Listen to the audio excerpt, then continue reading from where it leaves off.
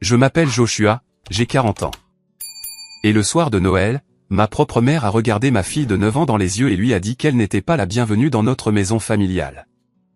Mais avant de vous parler de la vengeance chaotique, malodorante et absolument glorieuse que mon Rottweiler, Bruno, a prise 30 minutes plus tard. Une vengeance qui a laissé le policier local tenter de cacher un sourire. J'ai besoin que vous me fassiez une faveur. Allez dans les commentaires dès maintenant et dites-moi d'où vous regardez. C'est toujours incroyable de voir jusqu'où ces histoires voyagent. Maintenant, laissez-moi vous ramener au trajet en voiture qui a tout déclenché. Le chauffage de ma Honda Pilot tournait à fond, mais je ne pouvais m'empêcher de frissonner. Ce n'était pas la température. C'était ce nœud familier et rongeant dans mon estomac qui se formait chaque fois que je conduisais vers Springfield. Mes articulations étaient blanches alors que je serrais le volant, naviguant sur les routes verglacées menant hors de Boston. Sur le siège arrière, ma fille Lily fredonnait, vive le vent, complètement inconsciente de la tempête qui se préparait en moi. À côté d'elle était assis Bruno, notre Rottweiler de 110 livres, 50 kg. C'était un gros chien maladroit, reposant sa tête massive et carrée sur les genoux de Lily. Tous les quelques kilomètres, il laissait échapper un gémissement sourd, bougeant inconfortablement. Les chiens savent. Ils savent toujours quand l'ambiance est mauvaise, et l'ambiance dans cette voiture était assez épaisse pour être coupée au couteau. « Papa, tu penses que grand-mère a fait sa tarte aux noix de pécan ?» a demandé Lily, sa voix coupant le bourdonnement des pneus.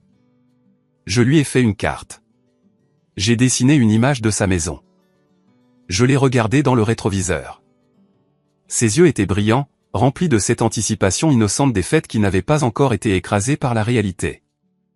Je me suis forcé à sourire, bien que cela semblât tendu et artificiel sur mon visage.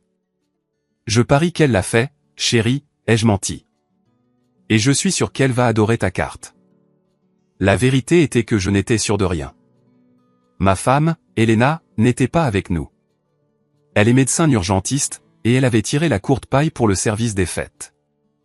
Quand je lui ai dit que je prévoyais d'emmener Lily et Bruno chez mes parents pour le dîner de Noël, elle m'avait regardé avec ce mélange de pitié et de frustration que j'avais trop souvent vu ces derniers temps. « Joshua » avait-elle dit, ajustant sa blouse tout en sirotant son café du matin. « Es-tu sûr que c'est une bonne idée ?» Après l'appel téléphonique d'il y a 2 semaines. « Tu sais comment ton père devient quand il n'obtient pas ce qu'il veut. »« C'est Noël, Elena » avais-je argumenté, essayant de me convaincre plus qu'elle. « Ils vieillissent. Je ne veux pas être celui qui brise la famille. Je veux être la personne la plus mature. De plus, peut-être que s'ils voient Lily, ils se souviendront de ce qui compte vraiment. » Elena avait soupiré, embrassé ma joue et chuchoté, « Promets-moi juste que tu ne les laisseras pas te marcher dessus cette fois. Tu as une famille qui t'aime, Joshua.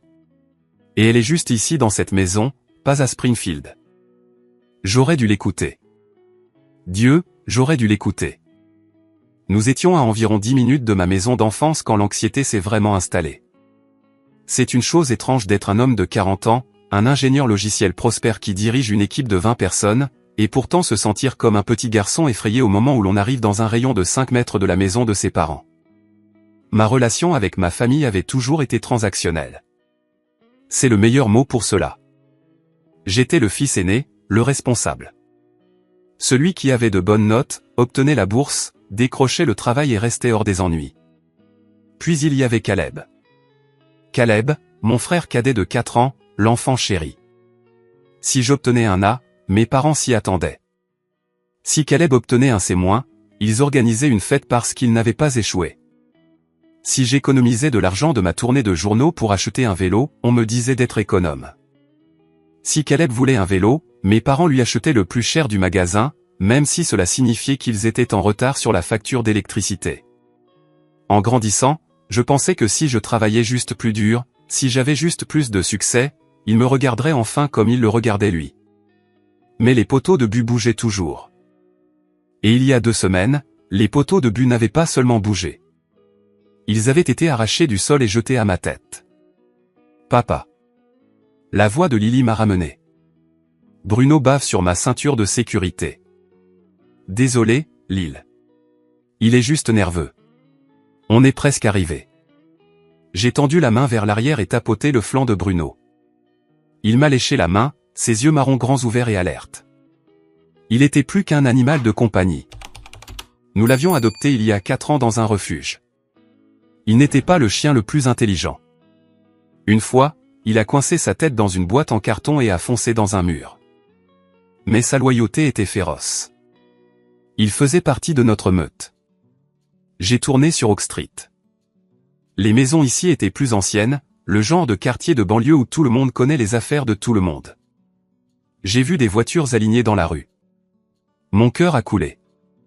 On dirait que toute l'équipe est là, ai-je marmonné. Mes parents avaient invité la famille élargie, tantes, oncles, cousins, les vautours, comme je les appelais secrètement. C'étaient des gens qui ne m'appelaient que lorsque leurs ordinateurs tombaient en panne ou lorsqu'ils avaient besoin de conseils sur des investissements qui se révélaient généralement être des demandes voilées d'argent. J'ai garé ma voiture sur le trottoir. Ce n'était pas une voiture tape à accent grave-l'œil, juste un SUV fiable. Je pouvais me permettre mieux. Elena et moi nous débrouillions très bien, mais nous croyions qu'il fallait vivre en dessous de nos moyens. Nous donnions la priorité à nos comptes de retraite, aux fonds universitaires de Lily et aux expériences plutôt qu'à la frime. Mon frère Caleb, d'un autre côté, conduisait une berline de luxe Louis qui coûtait plus cher que son salaire annuel. J'ai scanné l'allée. Il était là, un pick-up noir flambant neuf, jantes personnalisées surélevées. J'ai serré le volant plus fort. Caleb m'avait dit il y a 3 mois qu'il ne pouvait pas payer son loyer. Pourtant, il y avait un camion à 60 000 $ assis dans l'allée. D'accord. J'ai expiré, coupant le contact. Visage de poker. Joshua. Je me suis tourné vers Lily. Écoute, chérie. Grand-mère et grand-père pourraient être un peu stressés aujourd'hui. S'ils disent quelque chose de bizarre, ignore-le simplement. D'accord. Reste avec moi et Bruno. D'accord, papa. Elle a gazouillé, saisissant sa carte faite maison. Je suis sorti et j'ai mis la laisse à Bruno. L'air froid m'a frappé le visage, mordant et vif. Il faisait déjà nuit, les lumières de Noël sur les maisons des voisins scintillaient joyeusement. Mais la maison de mes parents était différente. Oui, il y avait des lumières, mais elles semblaient agressives, trop brillantes, clignotant trop vite. Nous avons remonté l'allée. Le gravier crissait bruyamment sous mes bottes. Je pouvais entendre des rires et de la musique venant de l'intérieur. Ça avait l'air chaleureux. Ça ressemblait au Noël que je voulais pour ma fille. Bruno a grogné bas dans sa gorge. Chut, mon garçon, ai-je chuchoté, tirant sur la laisse. Sois gentil. Mais les poils de Bruno étaient hérissés. Il s'est arrêté à mi-chemin, fixant la porte d'entrée. Il ne voulait pas entrer. Allez, Bruno. Lily l'a cajolé, tirant sur son collier. Grand-mère a de la dinde. J'ai pris une profonde inspiration, ajusté mon manteau et suis monté sur le perron. Je pouvais voir des ombres bouger derrière le verre givré de la porte d'entrée. J'ai reconnu la silhouette de ma mère, ses cheveux coiffés dans ce style rigide et auquel portait pour les fêtes. J'ai sonné à la porte. Les rires à l'intérieur ne se sont pas arrêtés, mais le mouvement près de la porte si. J'ai entendu le verrou cliquer. J'ai mis mon meilleur sourire. Le sourire d'un fils magnifique. Le sourire d'un homme essayant de construire un pont sur une rivière de boue toxique. La porte s'est ouverte. Ce n'était pas un accueil chaleureux. La chaleur de la maison s'est précipitée dehors, sentant la viande rôtie et la cannelle. Mais l'expression sur le visage de ma mère m'a glacé instantanément. Elle n'a pas souri. Elle n'a pas ouvert la contre-porte. Elle est juste restée là à essuyer ses mains sur un tablier qui disait « Meilleure grand-mère du monde ». Joshua, a-t-elle dit, son ton n'était pas surpris. Il était déçu. Joyeux Noël, maman, ai-je dit, ma voix se brisant légèrement. Nous avons apporté des cadeaux. J'ai levé un sac. Lily s'est avancée, rayonnante, tendant sa carte. Joyeux Noël, grand-mère. Je t'ai dessiné. Maman n'a même pas regardé la carte. Ses yeux sont passés de moi à Lily, puis à Bruno. Sa lèvre s'est retroussée de dégoût. Tu as amené la bête, a-t-elle craché. Il fait partie de la famille, maman. Tu le sais. Et nous pouvons le garder dans la cour si nous mangeons, a-t-elle interrompu, sa voix s'élevant pour que les gens à l'intérieur puissent entendre. Nous avons un dîner de famille. Je sais, ai-je dit confus. C'est pourquoi nous sommes ici, pour dîner en famille. Elle a ri. C'était un son sec, sans humour. Famille, tu penses que tu peux juste te pointer ici après ce que tu as fait? Après avoir abandonné ton frère? Derrière elle, la conversation dans le salon s'est éteinte. Des têtes ont commencé à apparaître au coin. J'ai vu mon oncle Thomas tenant une bière. J'ai vu mon cousin Ryan. Ils nous regardaient comme si c'était une émission de télé-réalité. Maman, ne faisons pas ça sur le perron, ai-je supplié, jetant un coup d'œil à Lily. Son sourire vacillait. Elle sentait l'hostilité. Entrons simplement, prenons un repas. Et non, a-t-elle dit fort et sec. Elle a fait un pas en avant, poussant la contreporte juste assez pour pointer un doigt manucuré sur ma poitrine. Tu as fait ton choix, Joshua. Tu as choisi ton argent plutôt que ton sang. J'ai senti le sang quitter mon visage. Maman, s'il te plaît. Lily est juste là. Elle a baissé les yeux vers Lily. Et c'est le moment qui me hante. C'est le moment où j'ai réalisé que la femme debout devant moi n'était pas juste une mère imparfaite. C'était un monstre. Elle a regardé ma magnifique fille de 9 ans dont les yeux se remplissaient de larmes, et son expression ne s'est pas adoucie. Elle s'est durcie. Le temps a semblé ralentir. Je me tenais là sur le perron, la couronne festive sur la porte se moquant de moi avec son joyeux nœud rouge. Le vent froid mordait mes oreilles, mais je le sentais à peine. Tout ce que je pouvais sentir était le poids intense et suffocant de l'histoire s'abattre sur moi. Ce n'était pas seulement à propos de ce soir. Ça ne l'est jamais. Pendant que ma mère nous fixait avec ce regard froid et mort. Mon esprit a flashé en arrière exactement 2 semaines plus tôt. L'appel téléphonique. J'étais dans mon bureau à domicile en train de revoir le code pour le lancement d'un projet majeur. Mon téléphone a sonné. Maman. J'avais répondu à la 2e sonnerie. Et, maman. Tout va bien? Ton frère a besoin d'aide, avait-elle dit, sautant le bonjour. Qu'est-ce qui s'est passé? Est-il blessé? La panique avait monté en flèche dans ma poitrine. Son entreprise, l'investissement. Ça n'a pas marché. La banque menace de prendre sa maison. Joshua, il a 30 jours. J'avais soupiré, frottant mes tempes. Les affaires de Caleb étaient une série de combines pour devenir riche rapidement qui impliquaient généralement du marketing multiniveau ou la rénovation de maisons qu'il ne savait pas réparer. De combien a-t-il besoin, maman, ai-je demandé, m'attendant à la réponse habituelle. 2000, 5000. 500 000, a-t-elle dit. J'ai failli laisser tomber le téléphone. Quoi? Un demi-million? Maman, es-tu folle? Ne me parle pas comme ça. Elle a claqué. Il a fait des erreurs. Il a emprunté à des prêteurs privés. Les intérêts, ça s'est accumulé. Mais tu les as. Nous savons que tu les as. Je n'ai pas un demi-million de dollars en liquide qui traîne. Maman. Elena les a-t-elle répliqué. Sa voix est tombée à un murmure conspirateur. Nous avons entendu parler de son héritage. Sa grand-mère est décédée le mois dernier. Tout le monde sait que la vieille dame était blindée. Je suis devenu froid. La grand-mère d'Elena était décédée. Oui, c'était une tragédie. Elle avait laissé à Elena une somme importante, plus proche de 10 millions, immobilisée dans des fiducies et des actifs.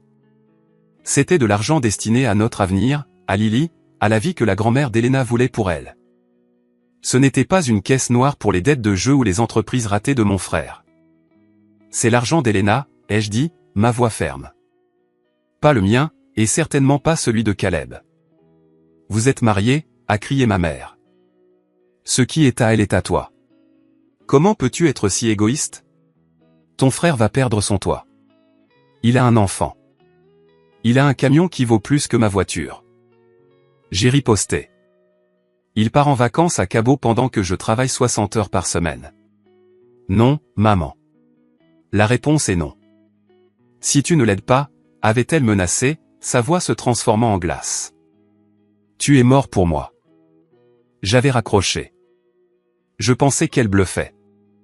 Je pensais qu'elle était juste émotive. Debout sur le perron maintenant, regardant son visage, j'ai réalisé qu'elle ne bluffait pas. Grand-mère, la voix de Lily tremblait, me sortant du souvenir. Elle a tendu la carte à nouveau, sa main tremblant. J'ai fait ça pour toi. Ma mère a regardé la carte comme si c'était une maladie contagieuse. Sortez, a-t-elle dit. Les mots ont flotté dans l'air. Simple, brutal.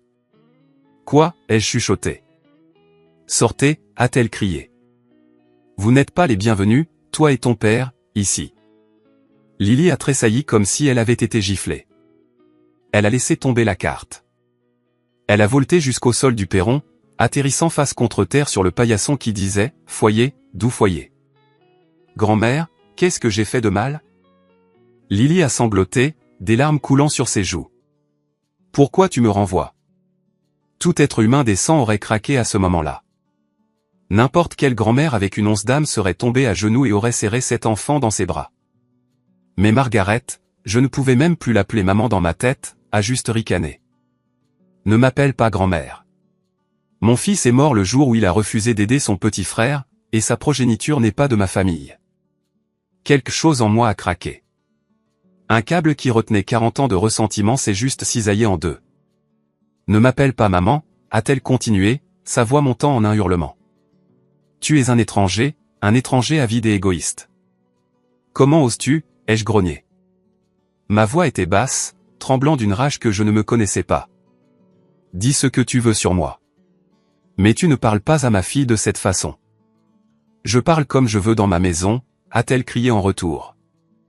Soudain, la porte a été grande ouverte. Mon père, Robert, est sorti. C'était un grand homme, aux épaules larges avec un visage qui était en permanence rouge à cause de l'hypertension et du whisky. Il ne m'a pas regardé. Il a regardé le public qui se rassemblait derrière lui dans le couloir. C'est quoi ce vacarme, a-t-il beuglé, bien qu'il sût exactement ce que c'était. Il essaie de forcer le passage. Robert, a menti ma mère, pointant un doigt tremblant vers moi. Il a amené ce chien bestial pour nous menacer. Bruno ne menaçait personne. Il était pressé contre ma jambe, gémissant, sentant l'agression. Il était un protecteur, oui, mais il était confus. Papa, ai-je dit, essayant une dernière fois de faire appel à la raison. Nous venons de conduire 2 heures. C'est Noël. Pouvons-nous s'il vous plaît juste. Tu as du culot, a interrompu mon père, sortant sur le perron. Il me dominait, de montrer ton visage ici. La foule de parents s'est déversée dehors maintenant, environ 10 d'entre eux. Oncle Thomas, tante Martha, cousin Ryan, même la femme de mon frère, Sarah. Ils formaient un demi-cercle derrière mes parents, bras croisés, visage sombre. On aurait dit un tribunal. Regardez-le, a annoncé mon père au groupe, faisant un geste vers moi comme si j'étais une attraction de cirque. Le traître. L'homme qui est assis sur un tas d'or pendant que sa propre chair et son propre sang font face à la ruine. Papa, arrête, ai-je dit, mes mains se serrant en poing. Tu ne connais pas toute l'histoire. J'en sais assez. Il a rugi. Je sais que ta femme a eu 10 millions de dollars. 10 millions. Et tu n'épargnerais pas 500 000 dollars pour sauver la maison de ton frère. Pour sauver l'héritage familial. Héritage? J'ai ri. Un son amer et aigu. Quel héritage, papa? L'héritage de permettre à Caleb de faire n'importe quoi. L'héritage de prendre de moi pour donner à lui. J'ai vu un mouvement à l'arrière du groupe. C'était Caleb, l'enfant chéri. Il s'effrayait un chemin à travers les parents. Il portait un pull en cachemire et tenait un verre de scotch coûteux. Il n'avait pas l'air ruiné. Il avait l'air à l'aise. Il avait l'air suffisant. Il s'est tenu à côté de papa, s'appuyant contre le cadre de la porte. Il m'a regardé de haut en bas, souriant, ce sourire narquois qui me donnait envie de frapper un mur quand nous étions adolescents. Et, Josh, a dit Caleb, sa voix dégoulinant de fausse pitié. Dure soirée. Toi. Je l'ai pointé du doigt. Tu as fait ça. Tu leur as menti. Je n'ai menti sur rien. Caleb a haussé les épaules. Je leur ai juste dit que tu t'en fichais. Que tu étais trop occupé à compter l'argent de ta femme pour aider la famille. Ce n'est pas mon argent, Caleb. Et ce n'est certainement pas le tien. C'est l'argent de la famille. Mon père a crié. Quand tu te maries, tu ne fais qu'un. C'est bien son nos biens. C'est comme ça qu'une famille fonctionne. J'ai regardé autour de moi les visages de mes proches. Les vautours, oncle Thomas secouait la tête vers moi, prenant une gorgée de sa bière. C'est froid, Joshua, a marmonné Thomas. Tournez le dos à ton frère. Je pensais qu'on t'avait mieux élevé. Ouais, a renchéri cousin Ryan.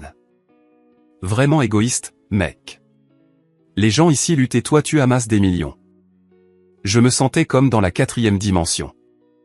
Ces gens pour qui j'avais aidé à réparer des voitures, à qui j'avais prêté de l'argent pour des urgences qui n'avaient jamais été remboursées, me jugeaient. J'ai baissé les yeux vers Lily. Elle tremblait, enfouissant son visage dans mon manteau. « Papa, je veux rentrer à la maison », a-t-elle chuchoté. « S'il te plaît, on y va, bébé », ai-je dit, caressant ses cheveux. « On y va tout de suite. » Je me suis tourné pour partir. J'avais fini.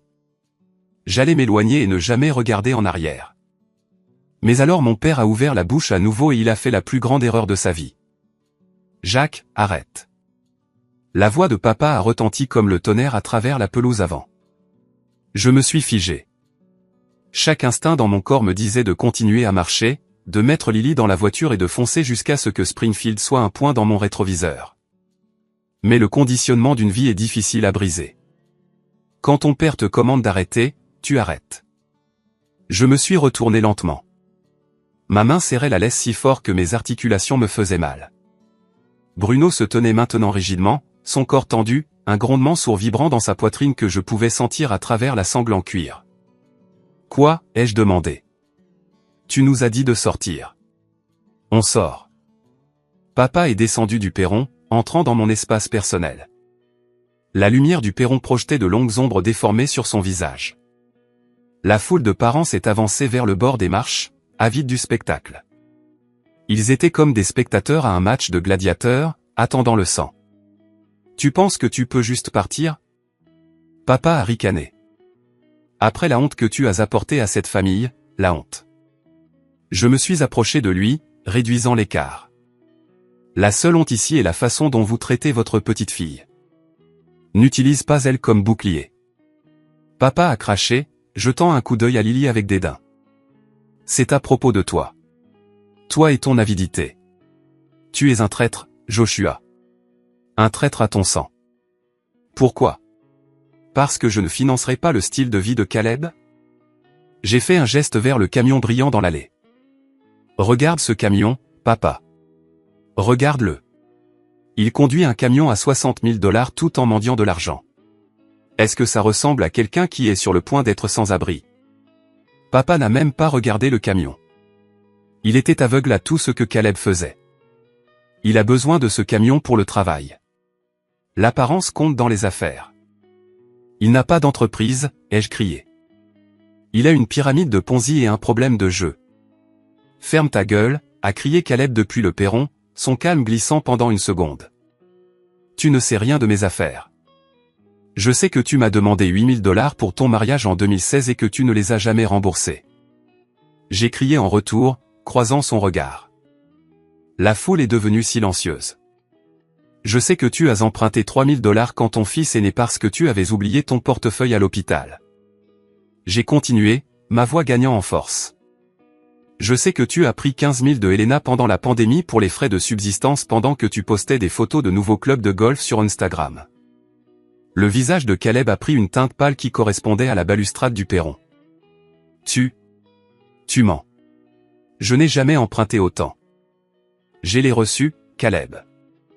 J'ai sorti mon téléphone de ma poche et je l'ai tenu comme une arme. J'ai les textos.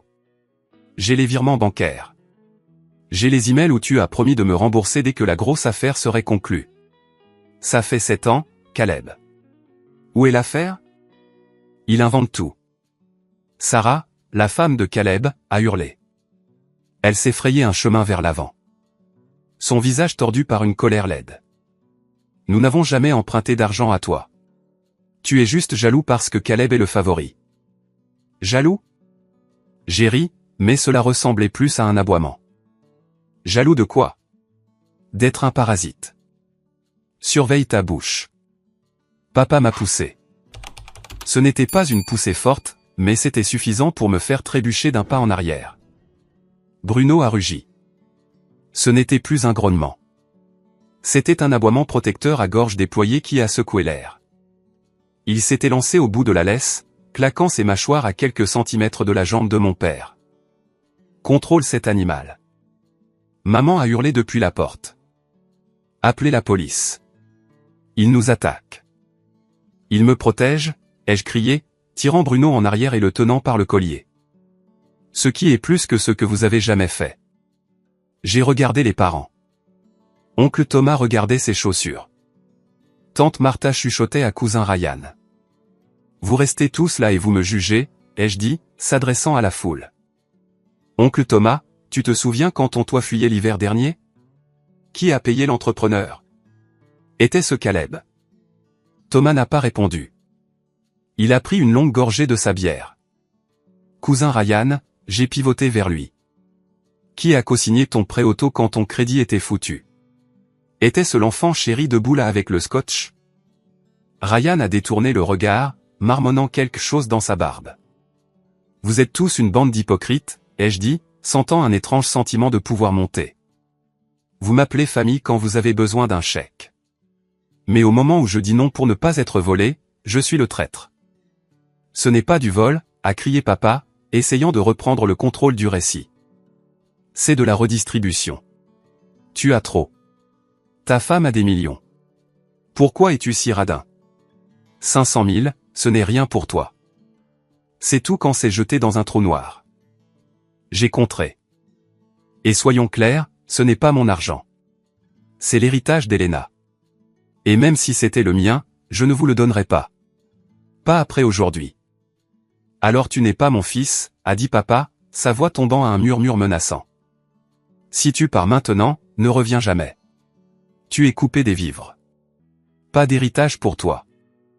J'ai failli rire. Héritage? Papa, vous avez refinancé cette maison 3 fois.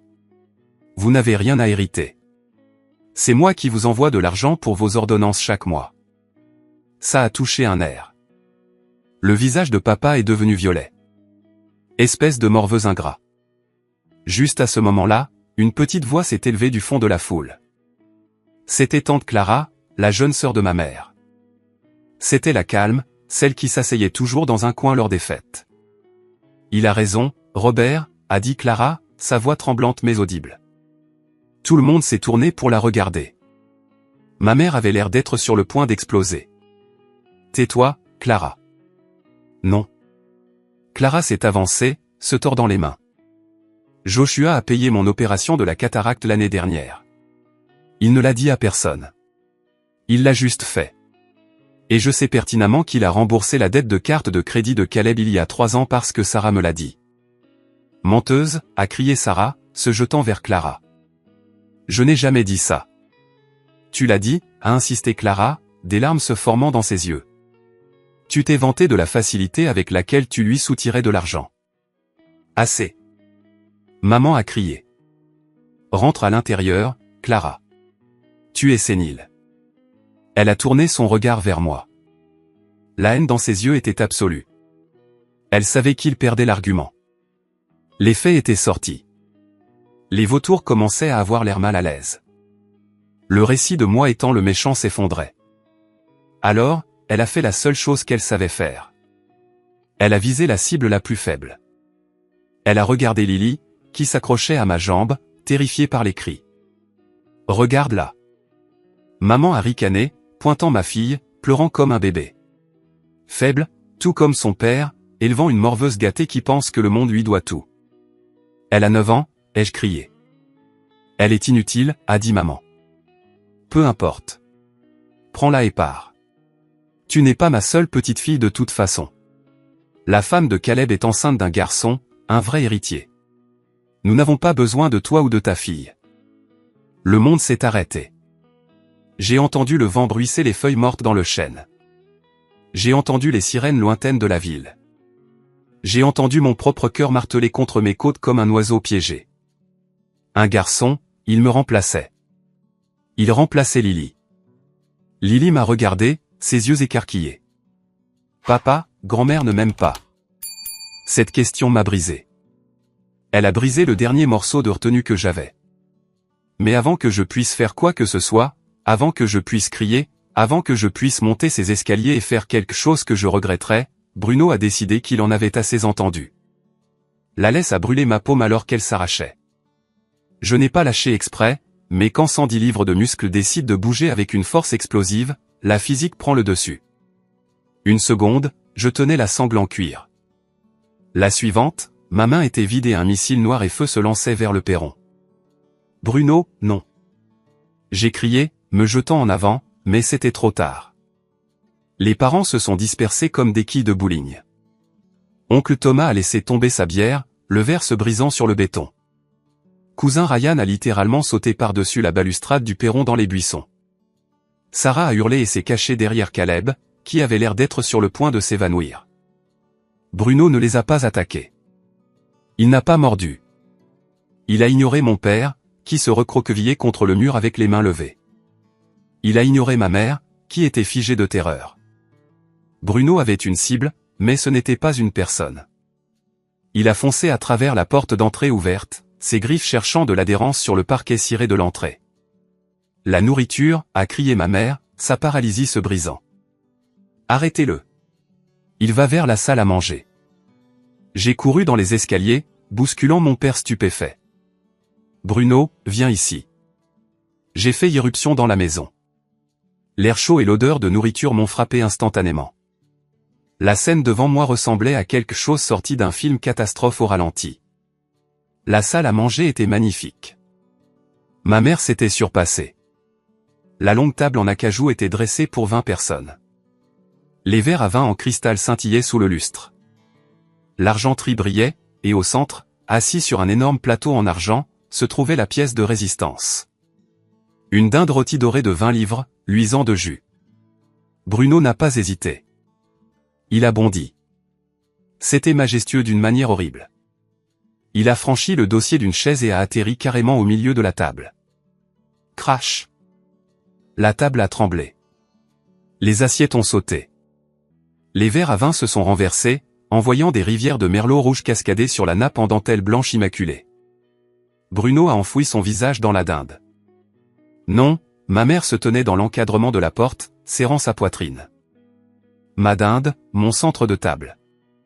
Bruno a arraché un énorme morceau de viande de la volaille, secouant la tête d'un côté à l'autre comme s'il abattait une gazelle dans le serengeti. Saucière disparue.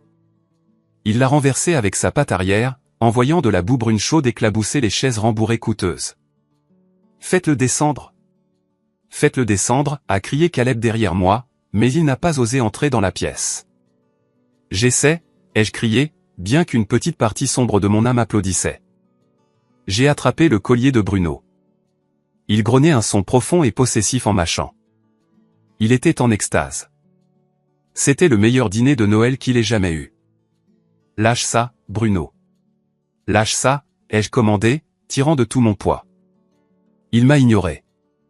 Il a pris une autre bouchée, cette fois, saisissant la farce qui débordait de l'oiseau.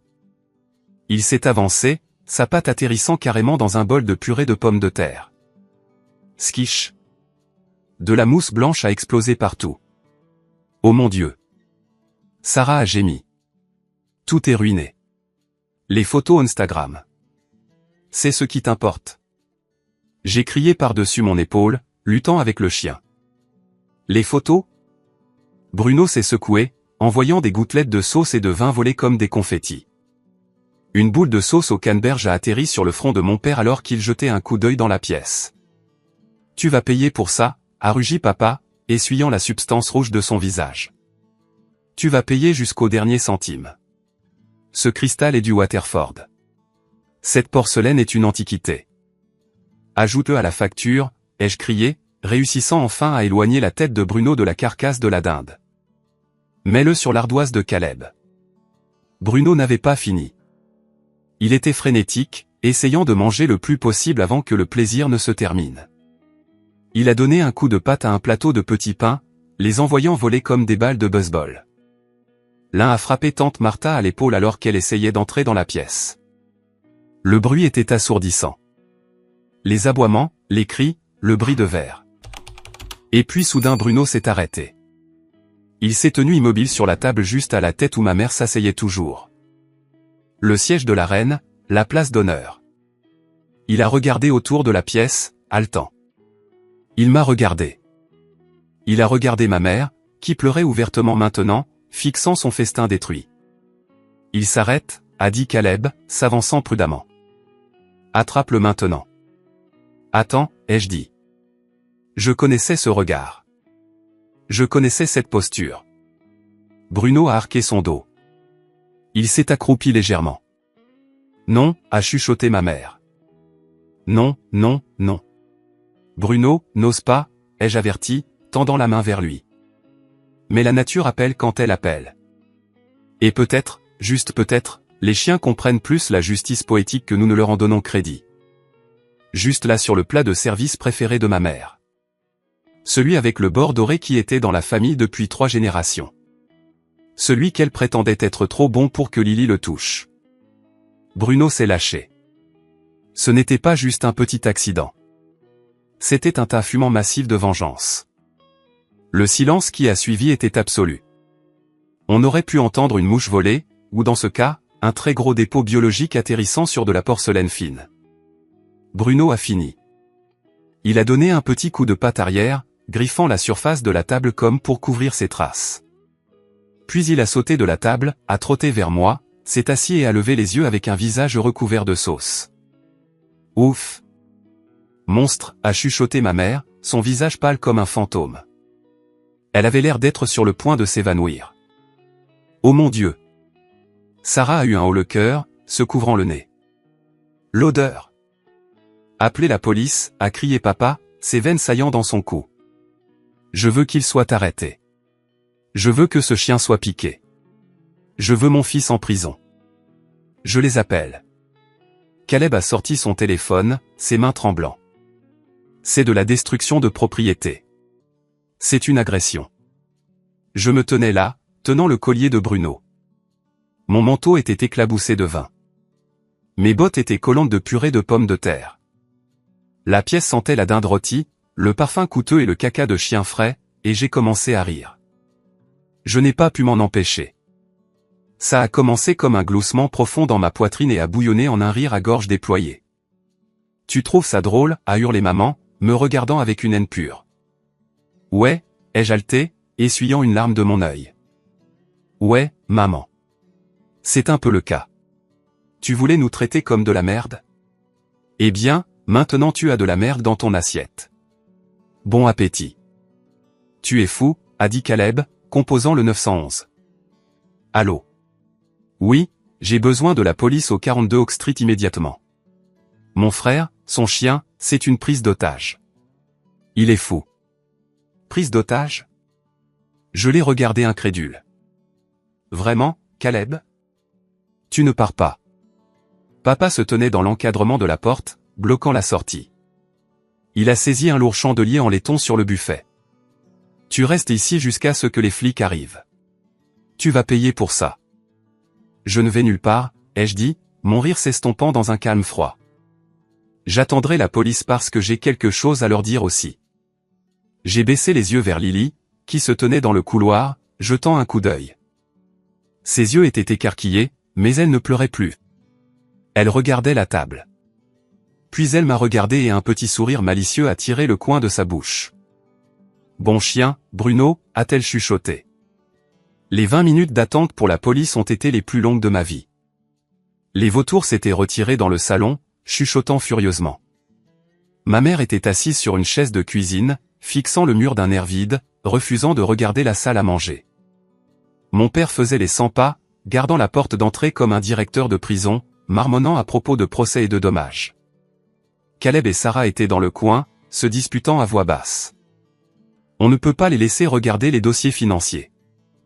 J'ai entendu Sarah siffler. Tais-toi, a rétorqué Caleb. Concentre-toi juste sur le chien. Je me tenais dans le couloir avec Lily et Bruno. J'avais utilisé des serviettes pour essuyer la sauce du visage de Bruno. Il faisait actuellement la sieste sur le tapis, complètement indifférent au chaos qu'il avait causé. Enfin, des lumières bleues clignotantes ont inondé les murs du salon. Ils sont là, a annoncé papa triomphalement. Il a ouvert la porte avant même que l'officier ne puisse frapper. Officier, arrêtez-le. Arrêtez cet homme et sa bête vicieuse. 2 officiers sont entrés. L'un était une jeune recrue qui avait l'air dépassée. L'autre était un homme plus âgé, aux cheveux gris, avec un badge qui disait « Sergent Miller ». Je l'ai reconnu. Il avait été l'entraîneur de mon équipe de Ligue Junior il y a 30 ans. « Robert, calmez-vous », a dit le sergent Miller, entrant dans le hall. « Personne ne va être arrêté tant que je n'aurai pas compris ce qui se passe. Nous avons reçu un appel concernant une prise d'otage. Il nous a terrorisés, » a crié maman, reprenant vie. Elle a pointé un doigt tremblant vers moi. Il a lancé cet animal sur nous. Il a tout détruit. Des dizaines de milliers de dollars de dégâts. Miller m'a regardé, puis a baissé les yeux vers Bruno, qui tapait de la queue sur le sol.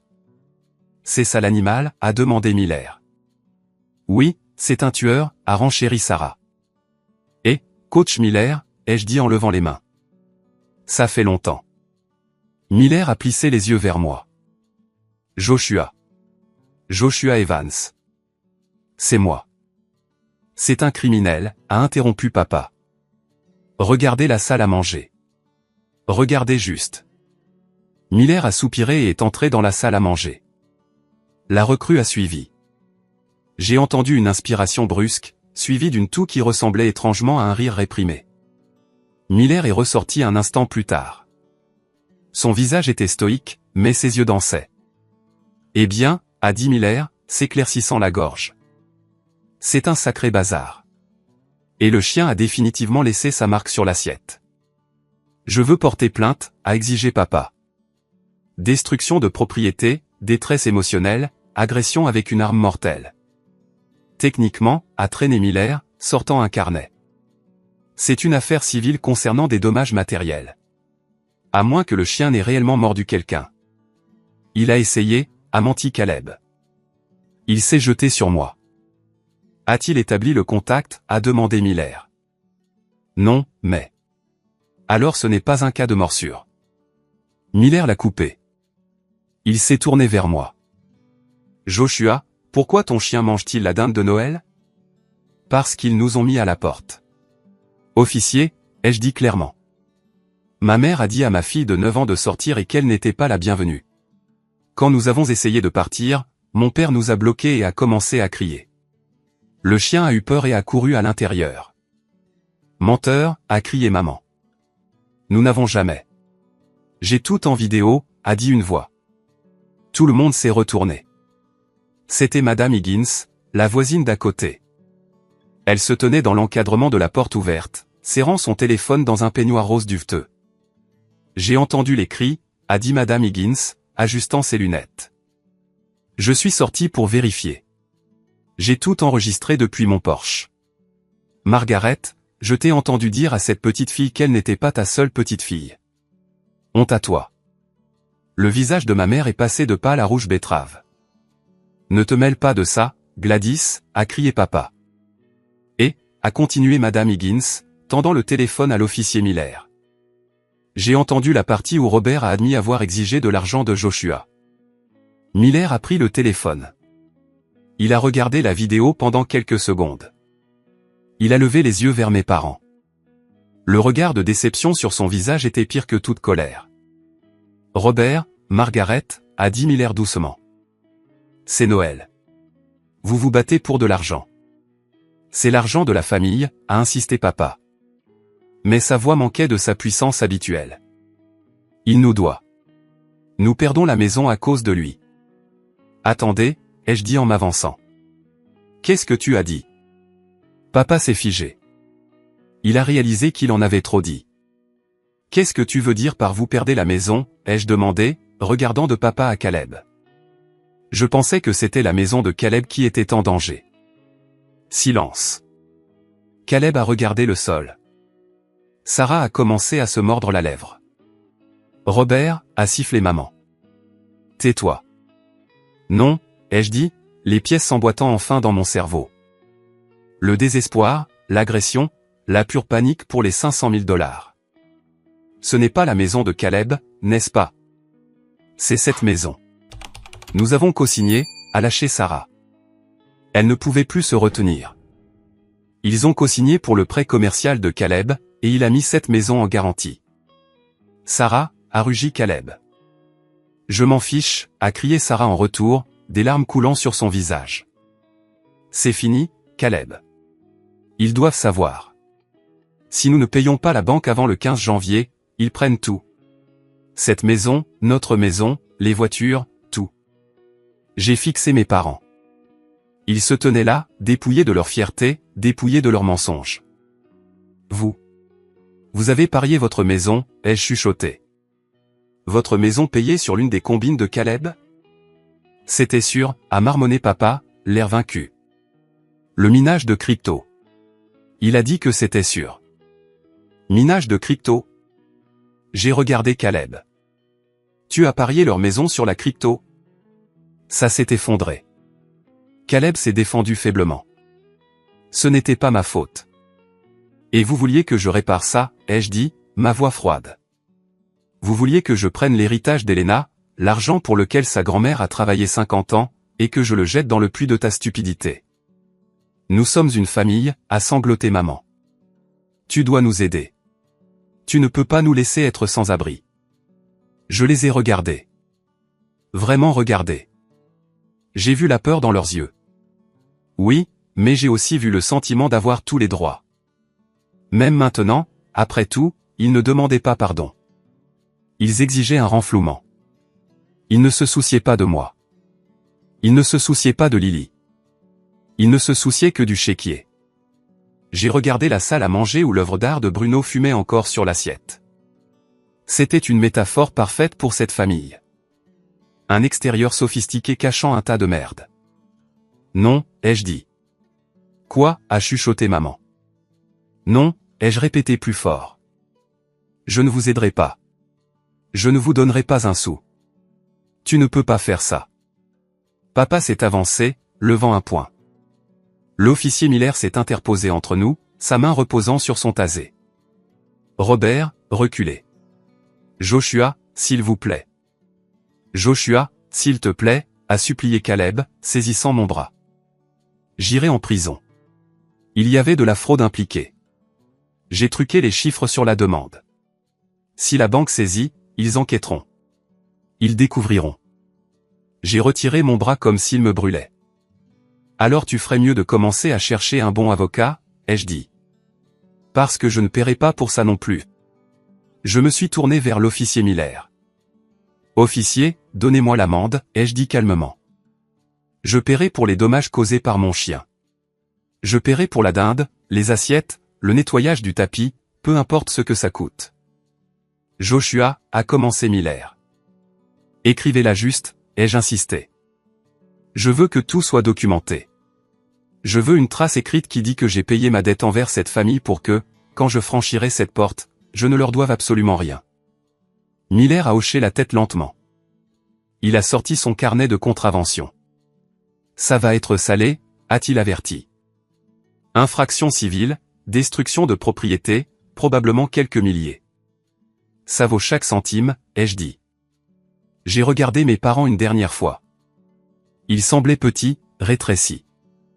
Le pouvoir qu'ils avaient détenu sur moi pendant 40 ans. La culpabilité, l'obligation, la peur s'étaient évaporées. Vous avez 30 jours. J'ai dit à Caleb, je te suggère de vendre ce camion et le bateau et peut-être commencer à vendre ton plasma parce que la banque de Joshua est fermée définitivement. Je me suis agenouillé et j'ai serré Lily dans mes bras. Elle m'a serré en retour, enfouissant son visage dans mon cou. Allez, gamine, ai-je dit. Rentrons à la maison. Maman a commandé chinois. Et de la pizza, a demandé Lily pleine d'espoir.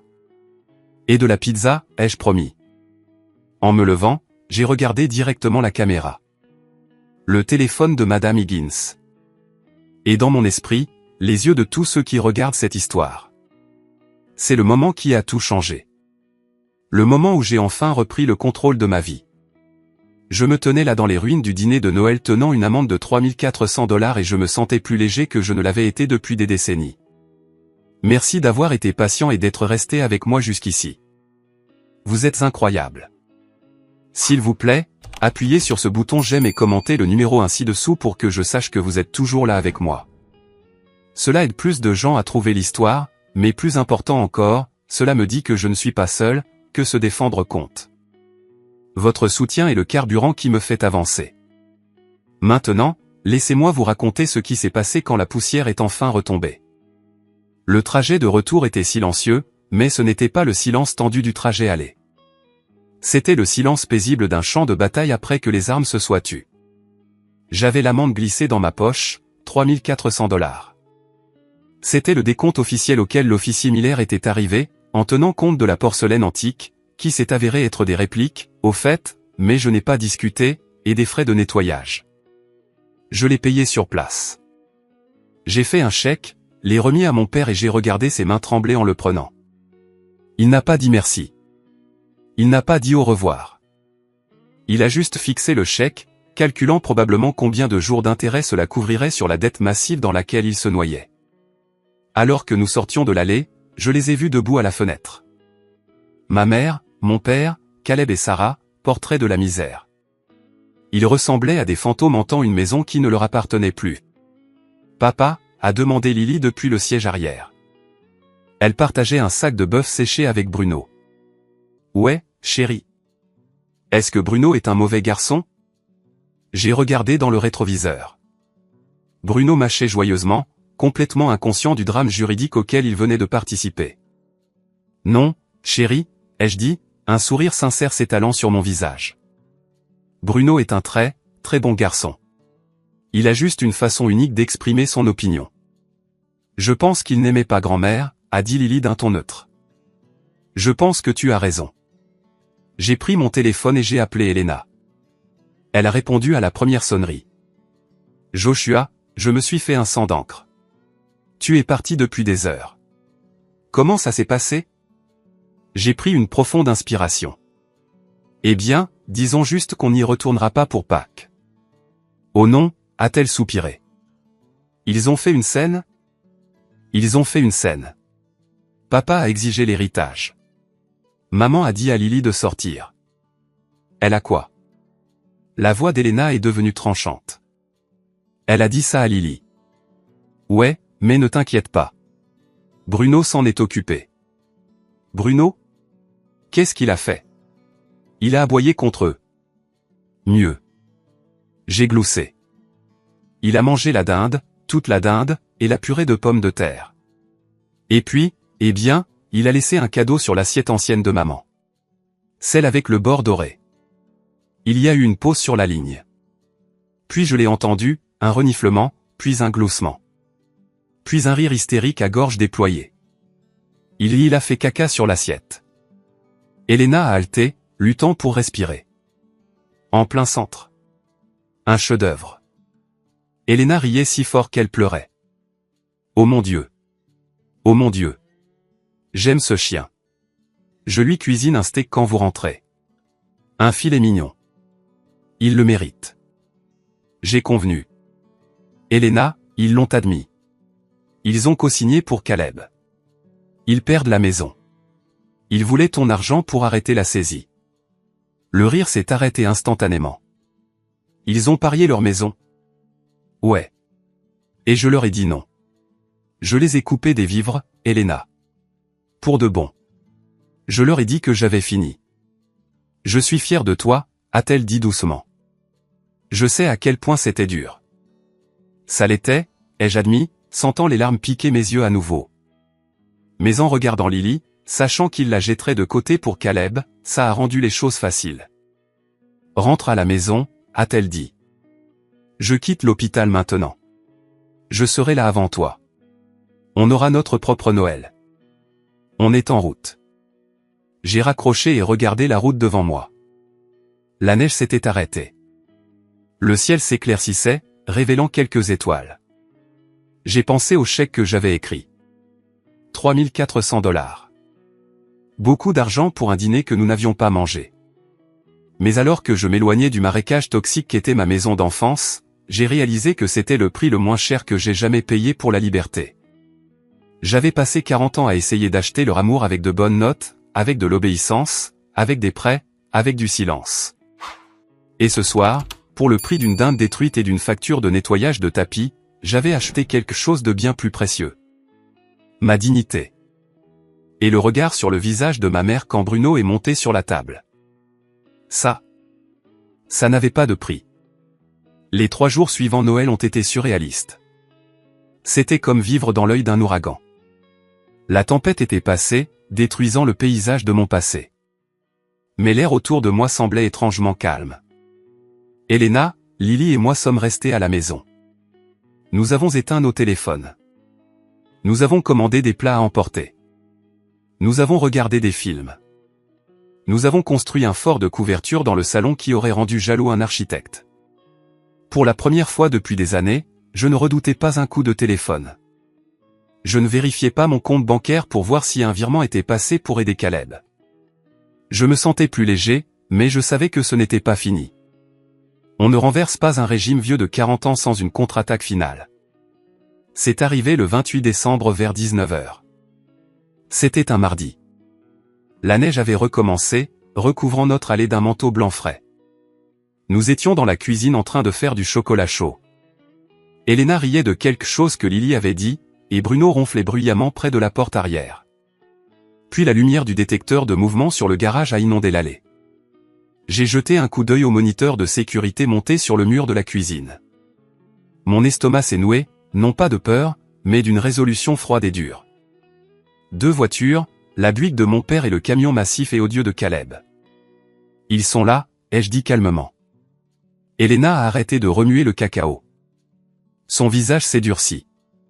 Tu veux que j'appelle la police? Non, ai-je dit en marchant vers la fenêtre.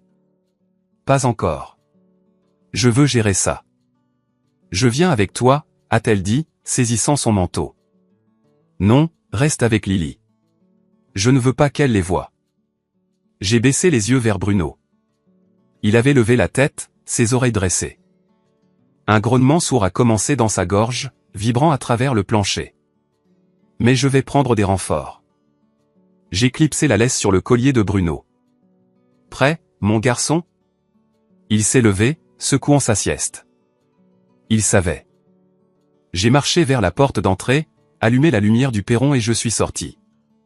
Je n'ai pas descendu l'allée. Je suis resté juste là sur la marche supérieure, croisant les bras. Bruno s'est assis à côté de me, une sentinelle silencieuse noire et feu. Mon père a été le premier à sortir. Il avait l'air plus vieux qu'il y a 3 jours. Ses épaules étaient affaissées, son visage gris sous la lumière LED crue. Ma mère est restée dans la voiture, refusant de me regarder. Caleb a sauté de son camion, claquant la porte. Sarah était avec lui, l'air nerveuse. Ils ont remonté l'allée, mais ils se sont arrêtés à environ 20 pieds, 6 mètres. Bruno a laissé échapper un seul aboiement sec. Ce n'était pas agressif, juste un avertissement. C'est mon territoire. Joshua, a dit mon père. Sa voix était rauque. Robert, ai-je répondu. Je ne l'ai pas appelé papa. Je ne pouvais pas. Nous devons parler, a-t-il dit, déplaçant son poids. Nous devons régler ça. Je pensais que nous avions réglé ça, ai-je dit, mon souffle formant un panache dans l'air froid. J'ai payé l'amende. J'ai payé pour les dégâts. Nous n'avons plus rien à discuter. Ne sois pas comme ça, a dit Caleb, s'avançant. Il a essayé de mettre son charme habituel, ce sourire qu'il avait sorti de tout. Écoute, frérot, c'était une soirée folle. Les esprits se sont échauffés. Nous sommes tous stressés. Je ne suis pas stressé, ai-je dit calmement. Je me sens en fait plutôt bien. Nous sommes prêts à te pardonner, a dit Caleb. J'ai vraiment ri. Cela a résonné dans le quartier calme. Vous me pardonnez pourquoi? Pour ne pas vous avoir laissé me voler? Pour l'humiliation, a crié Sarah derrière Caleb. Pour l'histoire du chien. Sais-tu à quel point il est difficile d'enlever cette odeur d'un tapis? Nous sommes prêts à laisser tomber, a interrompu papa, essayant de reprendre le contrôle. Nous sommes prêts à passer outre cet incident. Nous sommes une famille, Joshua. Les familles se battent, mais elles pardonnent. Arrêtez vos conneries, ai-je dit, ma voix devenant d'acier. Pourquoi êtes-vous ici? Vraiment? Papa a regardé Caleb. Caleb a regardé ses bottes. La banque a appelé aujourd'hui, a chuchoté papa. Ils avancent l'échéance. Ils ont trouvé des irrégularités dans la demande de prêt de Caleb. Fraude. Je l'ai corrigé. Ils ont trouvé une fraude. Si nous ne fournissons pas un paiement significatif d'ici le 1er du mois, a continué papa, ignorant mon commentaire. Ils vont tout geler. Ils vont prendre la maison, Joshua. La maison où tu as grandi. Et, ai-je demandé. Et nous avons besoin de l'argent, a dit papa, sa voix montant en désespoir. Nous avons besoin des 500 000 ou au moins la moitié juste pour les retarder. Je vous l'ai dit. J'ai dit non. Tu laisserais tes parents être sans abri? Maman a baissé la vitre de sa voiture et a crié. Ses cheveux étaient en désordre, ses yeux sauvages. Après tout ce que nous avons fait pour toi, nous t'avons élevé. Nous t'avons nourri. Et puis tu me rejettes au moment où je cesse d'être utile. Utile? J'ai crié en retour. Tu as dit à ma fille de sortir. Tu m'as dit que j'étais mort pour toi. Eh bien, félicitations, Margaret. Tu as obtenu ton souhait. Le fils que tu cherches ne vit pas ici. Nous te poursuivrons en justice, a hurlé Caleb, son visage devenant rouge. Nous te poursuivrons pour diffamation, pour la détresse émotionnelle causée par ton chien. Nous te prendrons tout ce que tu as. J'ai souri. C'était le sourire d'un homme tenant une quinte flush royale alors que son adversaire tient une paire de 2. Allez-y, ai-je dit. Mais avant de le faire, tu devrais vérifier tes emails, Caleb. Caleb s'est figé. Quoi? Mon avocat, Andrew, tu le connais? Major de sa promotion à Harvard. Il t'a envoyé une lettre de mise en demeure formelle il y a environ 1 heure. Nous exigeons le remboursement des 58 420 $ que tu me dois plus les intérêts. Tu ne peux pas faire ça, a bégayé Caleb. Oh, je peux. Et je l'ai fait. Tu as 30 jours, Caleb. Si l'argent n'est pas sur mon compte, Andrew dépose la plainte. Et comme tu es déjà sous surveillance pour fraude bancaire, imagine ce qui se passera quand le tribunal commencera à fouiller dans tes finances. Imagine ce que l'IRS pensera de tous ces cadeaux que tu n'as jamais déclarés. Caleb avait l'air d'être sur le point de vomir. Sarah a saisi son bras pour se stabiliser. Tu bluffes, a dit papa, mais ses yeux étaient remplis de peur. Et c'est pour voir, ai-je dit. Tu veux parler de famille? La famille paie ses dettes. La famille ne vole pas. Tu as 30 jours. Joshua, s'il te plaît. La voix de papa s'est brisée. Il a fait un pas en avant, ses mains tendues dans un geste de supplication. Nous sommes désespérés. Nous n'avons nulle part où aller. Bruno s'est levé et a grogné. C'était un grondement profond de tonnerre. Papa s'est arrêté net. Tu as un camion à 60 000 $. J'ai pointé le véhicule de Caleb. Vends-le. Tu as un bateau. Vends-le. Tu as des bijoux. Vends-les. Tu as une maison pleine de meubles anciens. Vends-les. Débrouille-toi. Tout comme j'ai dû me débrouiller quand j'avais 22 ans et que tu ne voulais pas co-signer mon prêt étudiant parce que tu économisais de l'argent pour l'année sabbatique de Caleb en Europe. Je te hais. Maman a crié depuis la voiture. Je regrette que tu sois né. Le sentiment est mutuel concernant cette conversation. Ai-je dit, maintenant, sortez de ma propriété ou je lâche le chien et cette fois il ne mangera pas juste de la dinde. C'était un bluff. Je ne laisserai jamais Bruno blesser qui que ce soit. Mais ils ne le savaient pas. Ils avaient vu de quoi il était capable. Caleb a reculé vers son camion. Sarah était déjà à l'intérieur en train de sangloter. Papa est resté là une dernière seconde à me regarder. Il cherchait une trace du garçon obéissant qu'il avait élevé.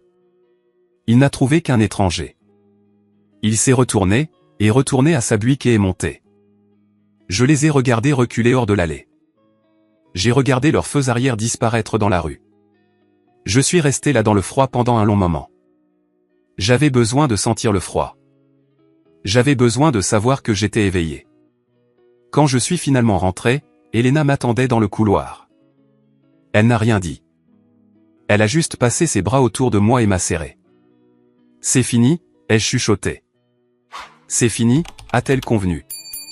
Les semaines suivantes ont été un flou d'activités, mais c'était un chaos productif. Fidèle à ma parole, je n'ai pas levé le petit doigt pour les aider. J'ai entendu par tante Clara, qui m'a appelé en secret, que les retombées ont été catastrophiques. Caleb a essayé de vendre le camion, mais il devait plus que la valeur du véhicule. Il a fini par obtenir une fraction de ce qu'il valait. Il a dû aller voir un prêteur sur gage, essentiellement un usurier avec une vitrine, pour me rembourser. Il était terrifié par mon avocat. Le 29e jour, un virement bancaire est arrivé sur mon compte. 58 420 $. Pas un centime d'intérêt, mais je m'en fichais. J'avais récupéré mon capital. Mais la maison à Springfield était une autre histoire. Ils n'ont pas pu la sauver. La banque n'était pas intéressée par les excuses de Caleb. Ils ont saisi. Mes parents ont reçu un avis d'expulsion. Ils ont dû emballer 40 ans d'accumulation et déménager dans un appartement locatif de 2 chambres dans le mauvais quartier de la ville. Je n'ai rien ressenti, ni joie, ni tristesse, juste une reconnaissance clinique de cause à effet. Si vous allumez un feu dans votre salon, votre maison brûle. C'est de la physique simple. Mais le plus grand changement ne se produisait pas à Springfield. Il se produisait dans notre maison. Un soir fin janvier, Elena et moi étions assis à la table du dîner. Lily dormait. « Je ne veux plus vivre ici », a dit Elena soudainement. J'ai levé les yeux de mon ordinateur portable. « Ici à Boston ? Nous sommes trop proches », a-t-elle dit. Chaque fois qu'une voiture passe lentement, je me crispe. Je ne veux pas que Lily regarde par-dessus son épaule. Je ne veux pas tomber sur ton cousin Ryan à l'épicerie. J'ai hoché la tête lentement. Elle avait raison. La proximité physique était une laisse. Tant que nous étions à distance de conduite, le fantôme de ma famille nous entrait. « Où veux-tu aller ?» ai-je demandé. « N'importe où », a-t-elle dit. « Quelque part de chaud.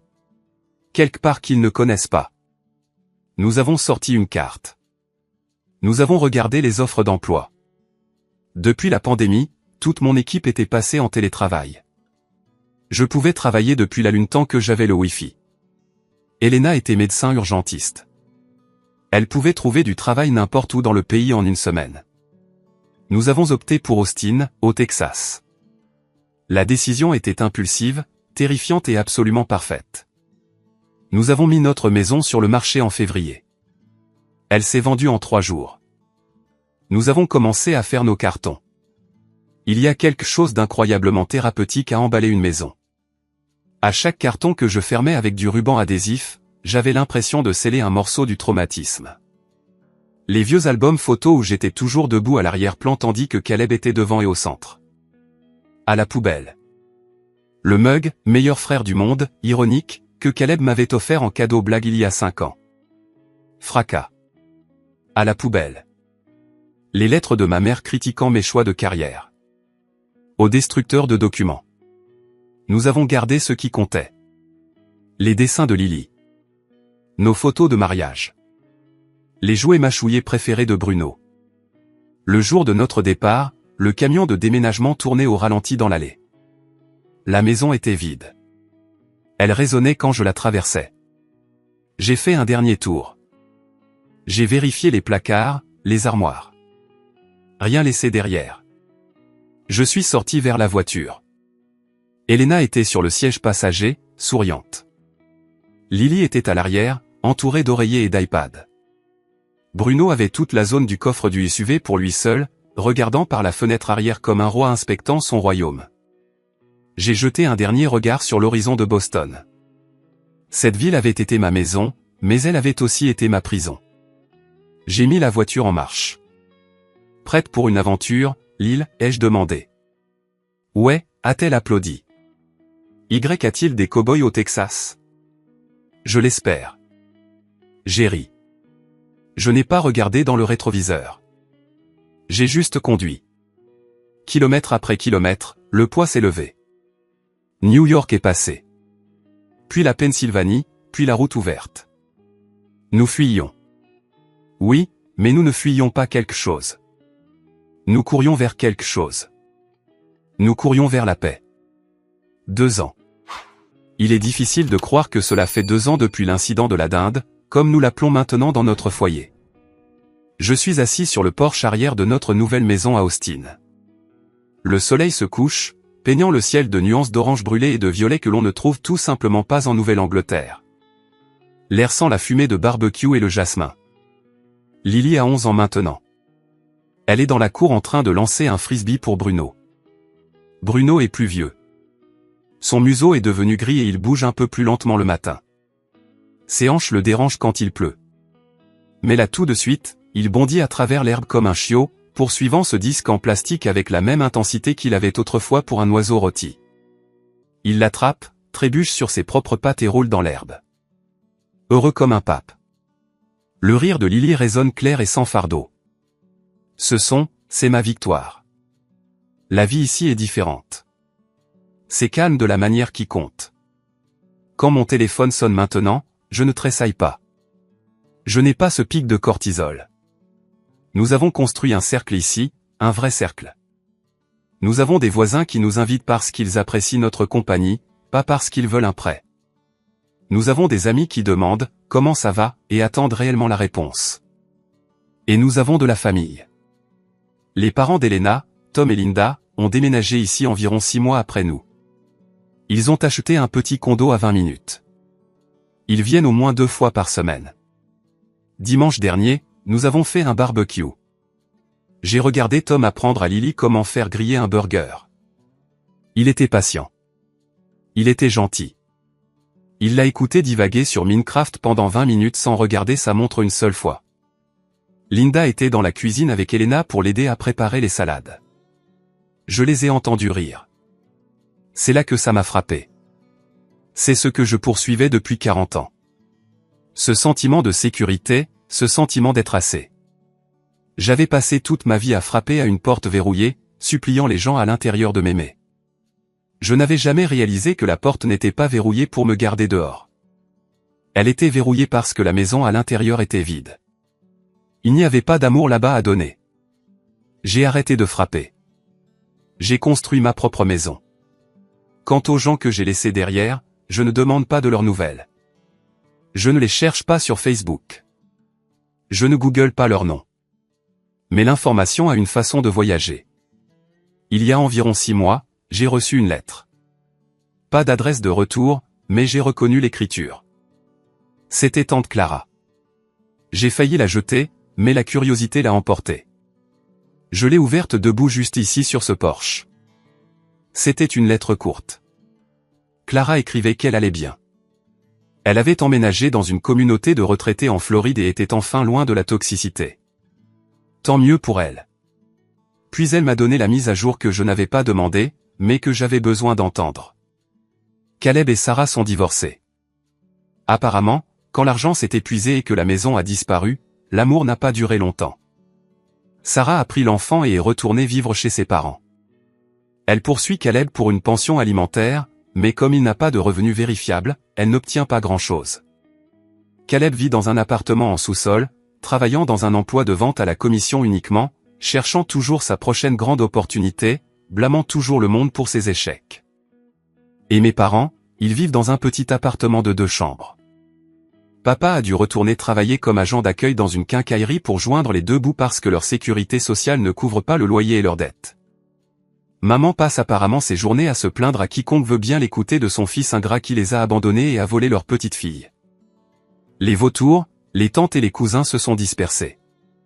Sans la grande maison pour organiser des fêtes et l'illusion de la richesse, il n'y avait plus de carcasse à picorer. Ils ont arrêté de visiter. J'ai lu la lettre 2 fois. Je m'attendais à me sentir triomphant. Je m'attendais à ressentir une poussée de « je vous l'avais bien dit », mais non. J'ai ressenti de la pitié. Pas le genre de pitié qui vous donne envie de tendre la main et d'aider. Non, cette partie de moi est morte et enterrée. C'était la pitié que l'on ressent quand on voit un personnage dans un film faire le même mauvais choix encore et encore jusqu'au générique de fin. Ils ont choisi l'argent plutôt que la famille. Ils ont choisi l'ego plutôt que l'amour. Et maintenant ils n'ont ni argent ni famille. Ils sont seuls dans une prison de leur propre fabrication. J'ai plié la lettre et je suis rentré. Je ne l'ai pas cachée à Elena. Je la lui ai montrée. Elle l'a lue, a haussé les épaules et l'a jetée dans le bac de recyclage. Les hamburgers sont prêts, a-t-elle dit. J'arrive, ai-je répondu. C'était ça. C'était la conclusion. Un morceau de papier dans le bac de recyclage pris en sandwich entre un prospectus publicitaire et une boîte de céréales vide. Je suis ressorti pour appeler Lily pour le dîner. Lily, à table. J'arrive, papa, a-t-elle crié. Viens, Bruno. Elle a couru dans les escaliers, essoufflée et en sueur. Elle m'a serré la taille. Papa. Ouais, gamine. Grand-père Tom a dit qu'il allait m'emmener à la pêche le week-end prochain. Bruno peut venir? Je ne vois pas pourquoi pas. J'ai souri. Ne le laisse juste pas manger l'appât. Il ne le fera pas. Elle a gloussé. C'est un bon garçon. Elle a couru à l'intérieur. Bruno a trotté dans les escaliers, haletant. Il s'est arrêté devant moi et a poussé ma main avec son nez humide. Je me suis accroupi et j'ai regardé dans ses yeux. Ses grands yeux marron loyaux. Tu es vraiment un bon garçon, lui ai-je chuchoté. Tu nous as sauvés, tu le sais? Il m'a léché le visage, sa queue battant la mesure contre la terrasse. Les gens me disent que j'ai été courageux de les couper des vivres. Ils me disent que j'ai été fort, mais la vérité est que j'étais juste fatigué. J'étais fatigué de me noyer. J'ai regardé le coucher de soleil une dernière fois. Le ciel était d'un violet brillant maintenant. J'ai pensé à l'homme que j'étais il y a 2 ans. L'homme frissonnant dans la voiture, terrifié par le jugement de sa mère. Cet homme est parti. À sa place se trouve un père qui sait que son travail n'est pas d'être un bon fils pour des abuseurs. Son travail est d'être un bouclier pour sa fille. Je me suis levé, j'ai pris une profonde inspiration de l'air chaud du Texas et je suis rentré pour dîner avec ma famille. Ma vraie famille. La table était dressée, non pas avec du cristal fantaisie ou de la porcelaine antique, juste des assiettes dépareillées que nous avions achetées chez Target. Il n'y avait pas de dinde, juste des burgers et de la salade de pommes de terre. Mais la pièce était remplie de rire. Elle était remplie de chaleur. Et le plus important, tout le monde assis à cette table voulait être là. Et pour info, Bruno a eu un burger avec du fromage.